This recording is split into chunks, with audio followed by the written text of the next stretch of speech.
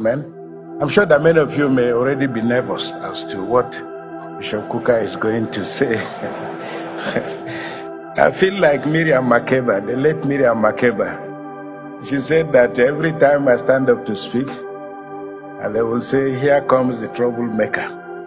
But President Uhuru Kenyatta, I really want to thank you. I mean, your most eloquent speech struck a chord.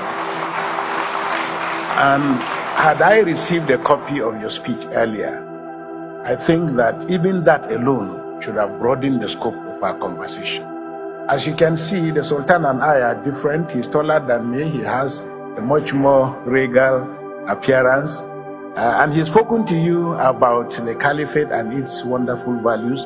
I'm a citizen of Nigeria living in Sokoto, but I'll come from a slightly different perspective, from the point of view of constitutionalism and constitutional governance and how all this fit into religion. Because I think the temptation for many of us is to assume that somehow religion is a problem. And I think the former president's speech made the point very clear that religion, just like any other form of identity, whether it's ethnicity, religion, gender, the real problem is when these categories are left unattended to. It is then that they provoke problems. So I really think that we must appreciate the fact that all the values and the temptations, the trials that the people of Kenya have gone through. In summary, what struck me very powerfully was the idea of the tyranny of numbers, the tyranny of victory. And if I may add, the arrogance and the triumphalism that tends to characterize victory, and how dangerous all these are. Because numbers are important, but they're only important up to a point. And the real challenge is what you do and how you aggregate these numbers for national development. And I think Nigeria and Africa in general must wake up to the threat that is posed by the emergence of what you call illiberal democracy. 20 years ago, this word was not talked about, but now it is in the vocabulary of political science. That there is a resurgence of democracies that look like democracies but don't work like democracies. They conduct elections, they have judiciaries, they have political parties, but in the final analysis, they are a halfway house between the values of democracy and dictatorship and tyranny.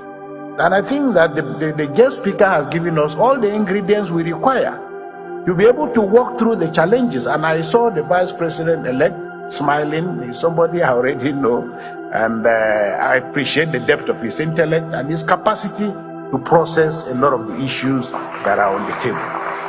There are many people, including Christians, who will be disappointed that Bishop Kukah is standing here, because a lot has been made out of the fact that we are dealing with a Muslim set of people who have won the elections. What are the implications of this for Nigeria? And of course, with one side of our mouth, we also say as Nigerians that we want people to be able to govern us, who love us, who cherish us, and who understand the principles of the management of diversity. Now, we will not be nervous, and we really should not be nervous about the future. Not only because it is in the hands of God, but I think that the greatest value, and I hope that this lecture that has been delivered by Uhuru Kenyatta, although unfortunately, sir, you've been in Nigeria twice, but we're not yet Uhuru. We are aspiring. We're not yet Uhuru yet. But I hope that it provides the incoming government with the texture, the material that it requires. Because how to build a good society is not a complicated thing. It is not a complicated thing. And the principles and the question, because one of the things that SGF said to me was also the fact that we'll be talking about the fact that as Nigerians, we are better together. Everybody knows that we are better together. But the first question to ask is, who are we? After 9/11, the American political scientists were asking the question, who are we? Because there was a problem in terms of who people are. And I think if you live in Nigeria, all of us know. And this is why those who listen to me will attest to the fact that I don't like to talk about religion, in part because I don't believe there is a religious problem.